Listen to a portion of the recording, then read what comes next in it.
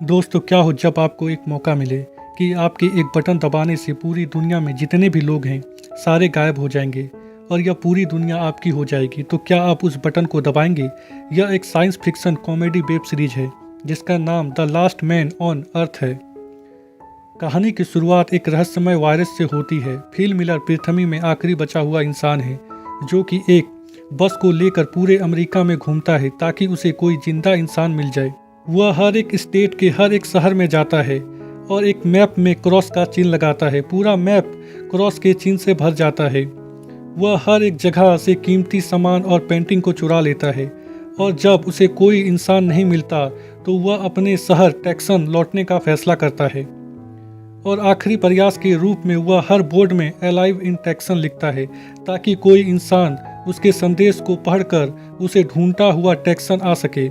Fill Miller taxon में सबसे बड़े घर को अपने घर के रूप में चुनता है और चुराए गए सारे सामान और पेंटिंग को उस घर में लगा देता है और अपने फैमिली को याद करता है। रात के समय वह गॉड से अपने किए गए कामों के लिए माफ़ी मांगता है और अपने लिए एक लड़की की मांग करता है। अगली सुबह वह अंडरपैंट में ही शॉपिंग करने के लिए जाता है। वह सुपरमार्केट के कांच को एक पिस्तल से तोड़ देता है क्योंकि उसे पता था कि उसे कोई देख नहीं रहा है। वह हर उस काम को करता है जो कि एक नॉर्मल इंसान नहीं करता। वह सुपरमार्केट के अंदर एक बहुत बड़े कैन के डिब्बे को गिरा देता है और महंगी महंगी शराब और बहुत सारा अडल्ट मूवी अपने साथ अपने घर ले आता है। वह कुछ ही दिनों में इंसानी रहन सहन और शिष्टाचार को पूरी तरह से भूल गया था।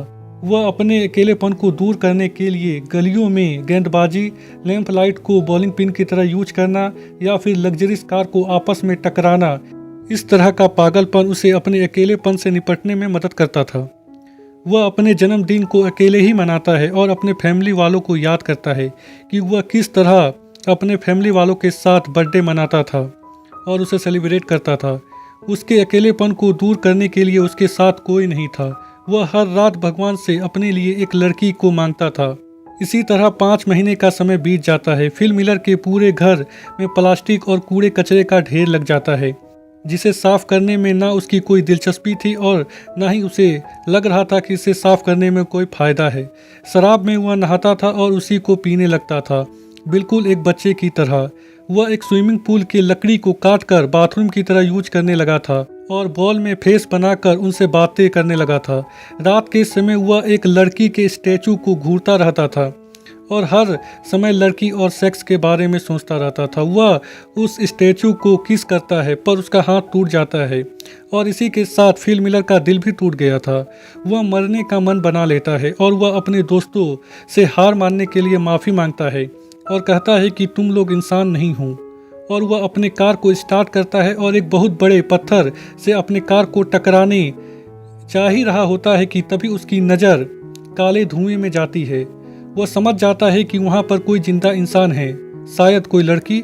इसीलिए वह अपने मरने का मन छोड़ देता है और सीधा उस धुएं की ओर जाता है जहाँ उसे कुछ ऐसा देखने को मिलता है जो कि वह सालों से देखना चाहता था। एक लड़की का बरा जिसे किसी ने सूखने के लिए डाला था।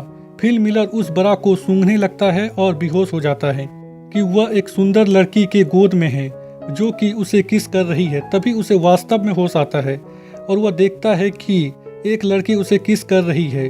वह सुंदर तो नहीं पर उम्र में उससे बड़ी होती है जो कि फिल मिलर को CPR दे रही थी क्योंकि उसे लग रहा था कि फिल मिलर मर रहा है।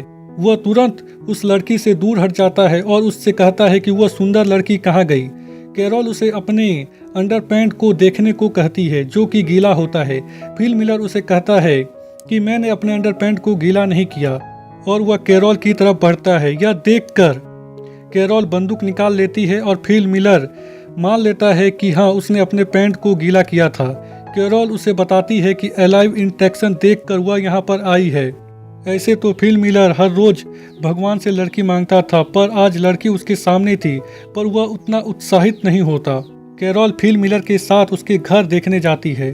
रास्ते में फिल ट्रैफिक नियमों को नहीं मानता। कैरोल उसे कहती है कि हमें ट्रैफिक नियम को मानना चाहिए और ट्रैफिक में रुकना चाहिए पर फिल कहता है कि क्या फ़र्क पड़ता है, यहाँ पर तो कोई है ही नहीं। पर वह कैरोल को अच्छा फील कराने के लिए वह ट्रैफिक में रुकता है। पहले वह राइट देखता है, फिर वह लेफ्ट और फिर आगे बढ़ता है।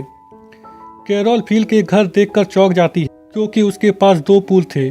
उसमें से एक को उसने शौचालय बना रखा था और दूसरे को कूड़ा फेंकने का जगह। कैरोल उस पर पेंटिंग चुराने का भी इल्जाम लगाती है और जब कैरोल उससे मैगजीन के बारे में पूछती है तो फिल सीधा सीधी कहता है कि यह सारी मैगजीन अडल्ट है जिसे वह खाली समय में देखा करता है।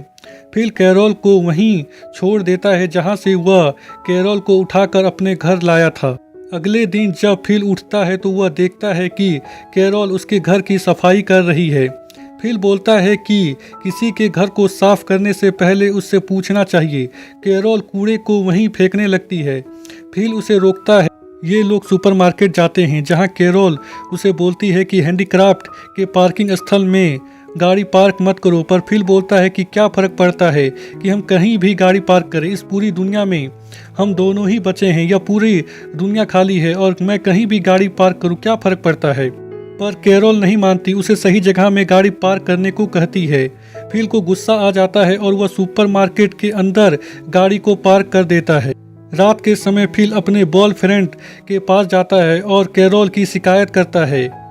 अगले दिन जब कैरोल उसके पास के घर में रहने आती है तो फिल उसे रोकने की कोशिश करता है और जब कैरोल नहीं रुकती तो फिल अपने पैंट को खोल देता है ताकि कैरोल उसे असभ्य इंसान समझकर वहां से चली जाए।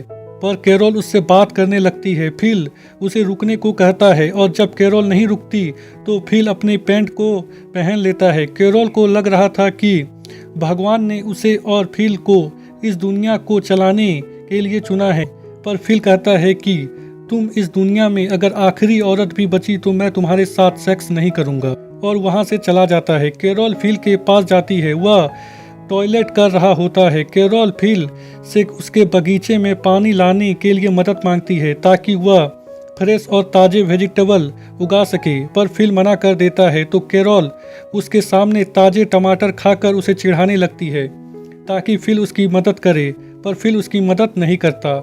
रात में फिल उसके बगीचे में जाकर सारे टमाटर को खा लेता है और जब अगले दिन कैरोल उसके घर जाती है तो वह देखती है कि फिल के पूरे कपड़े में टमाटर लगा हुआ है, पर फिल साफ साफ मना कर देता है कि उसने टमाटर नहीं खाई। फिल देखता है कि पानी लाने की कोशिश करने में कैरोल के पैर में चोट लग गई है। अगले दिन फिल देखता है कि कैरोल उसी की तरह पूल में लकड़ी का बोर्ड लगाकर उसे टॉयलेट में बदल रही थी।